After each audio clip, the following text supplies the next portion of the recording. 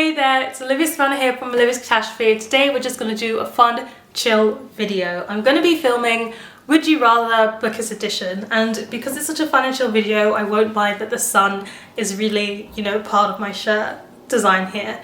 So I saw this over on Mary from Mary Among Stories channel, and I commented and say, I love this idea, I would like to do it too. And she said, go ahead, steal it, you can do it. So I've done it. I asked some of you for some would you rather questions over on Instagram and Twitter. So I'm going to go through those first, and if I feel like it, I'll just take some random ones off the internet and answer them too. So I've got my phone here. I will answer your prompts.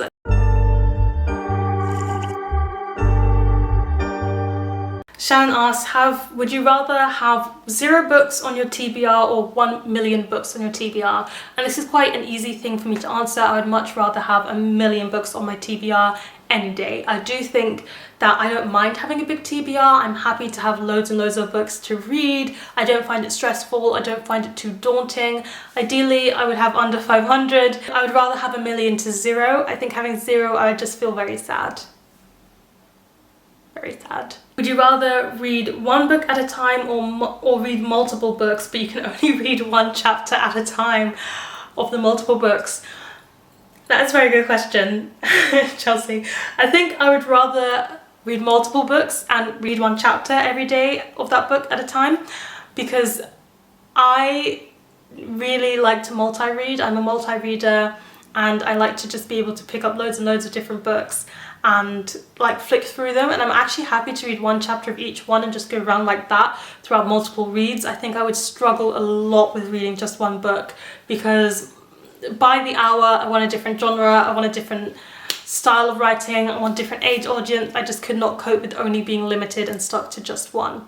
That wouldn't work for me. Would you rather never read the last book in a series or never read the first? I think I'd rather never read the last book. It would just drive me a little bit, to the edge, to always be wondering how something ended.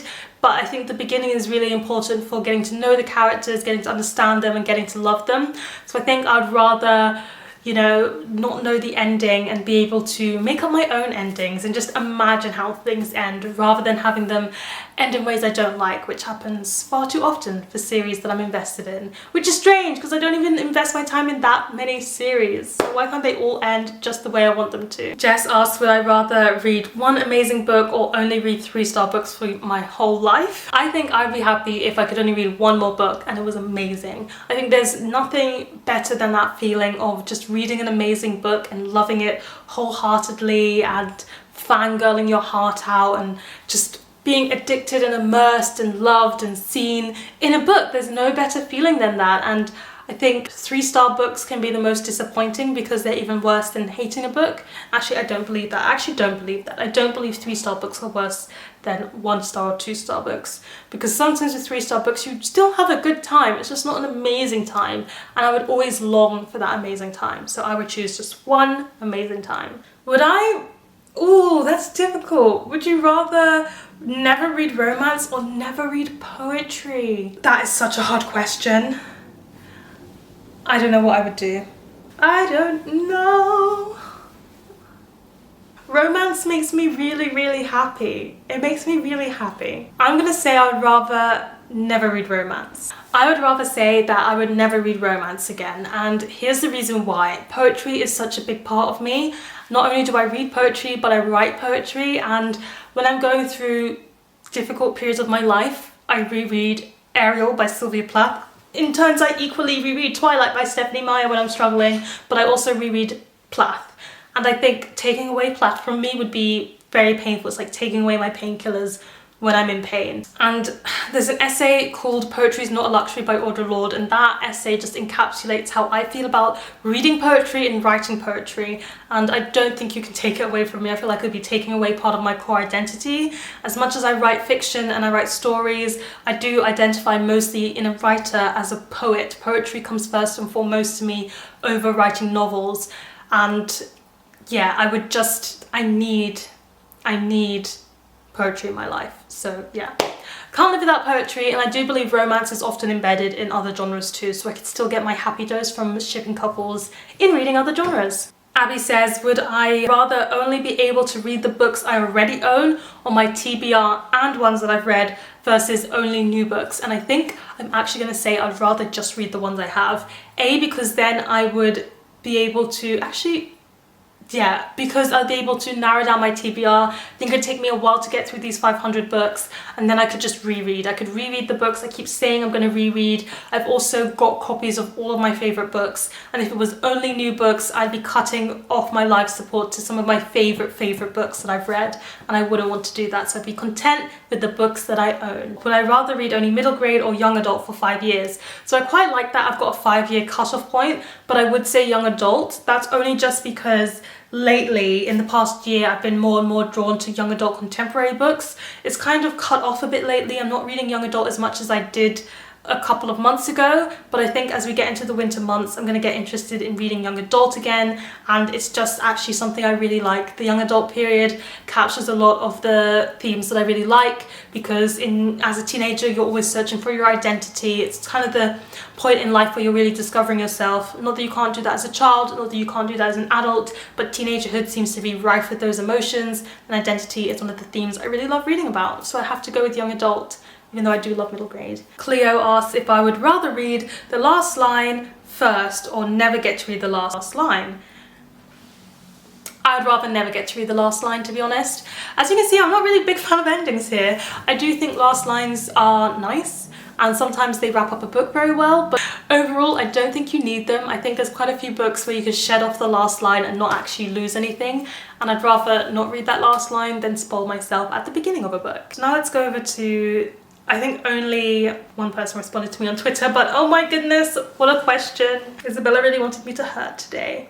She asked, would I rather go through the arduous process of rereading A Little Life or never read my favourite books ever again? And if you don't know, I absolutely hated A Little Life by Hanya Yanagihara. I have a rant review up on my channel, which I'll link down below. But I really hated that book, and it's one of those books that I would never ever want to read again. As soon as I finished it, I got rid of it. Like, I filmed my video and the next day I did not own it anymore. I can't even stand to look at it. Like, seeing it in bookshops makes me feel upset and angry. So rereading it I think would be even worse than reading it for the first time, because now I have so much hate and so much anger festered in me from the very beginning. I wouldn't stand a chance. But this is a testament to how much I love my favourite books. The thought of never getting to read Twilight or Ariel or The Raven Cycle or Alexis Hall books or like any of my favourite books ever again is so painful, and I love them so much that I will face the awful experience of rereading A Little Life just for those books. Just for those books. Would you rather have a friend who loses your books or one who dog ears them? I think that's easy. I'd rather have a friend who dog ears my books, because then at least I still have the book. Would you rather read a book where a page was missing or a book where the author doesn't know the difference between there, or there? But I think I would rather read a book with a page missing, because that huge punctuation error all the way through a book would become incredibly frustrating to read. Would you rather have dinner with your favourite author or your favourite character? I tend to not have favourite authors too much, or I do have a few favourite authors now, but I have quite a few, so it'd be difficult to choose the favourite author that deserved, or like not deserved to have dinner with me, but was able to have dinner with me. So I think I'm gonna go with favourite character, because then I'll get to meet Adam Parrish, and then he would fall in love with me, and then it would be great.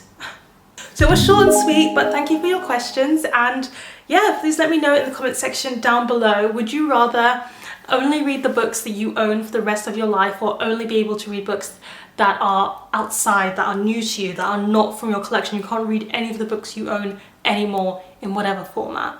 Let me know which one you'd rather in the comment section down below. Give this video a thumbs up if you enjoyed it. Hit that subscribe button if you want to see more. And don't forget to hit that notification bell to be updated every time I have a new video. And you know what they say. Onwards and upwards. Excelsior!